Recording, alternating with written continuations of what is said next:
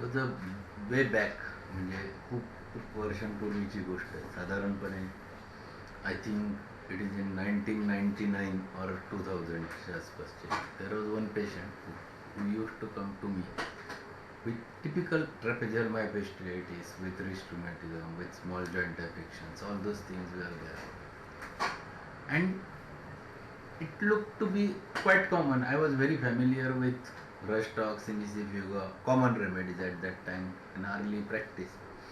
So I considered this is a very typical case of Simicifuga, trapezial myopathitis, because typewriters, piano writers, pain in muscles of neck or pain in hands or long muscles release. I have considered all those things. I have given Simicifuga. Patient was feeling better, little bit better, but she was not getting cured. So what to do? I was thinking about it. I was knowing the Actia spicata, but I have not familiar while using the Actia spicata. So one of the day, patient entered and she said, "Doctor, everything is better, but I am not getting result for this."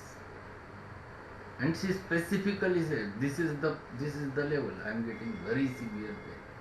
Now, this has been settled with your remedy, but this I cannot do lot of things because my wrists are getting affected." And then I decided about thinking about this Actia spicata. I have used Actia spicata in 200 in repeated doses for a week and asked her to come after a week. The day she entered, she said, "Why you have not given this remedy to me before? It works so beautifully."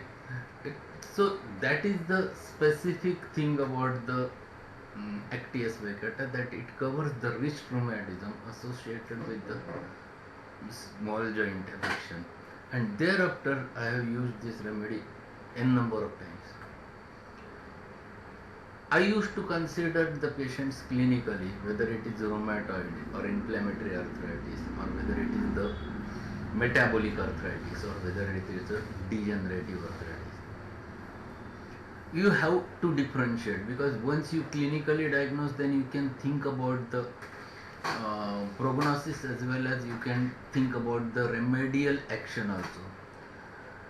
If you consider it is inflammatory rheumatoid, then always it is small joint affections which starts bilaterally symmetrical, generally happens to be there at the between the second or third decade. So that is a common presentation, and generally it involves as an acute presentation, acute inflammatory arthritis with severe pain over there and stiffness over there. If it is metabolic, generally presentation is acute, but there is always a history of taking more proteins in the diet. So I used to ask one question quite commonly: puranpoli khalli hoti ka?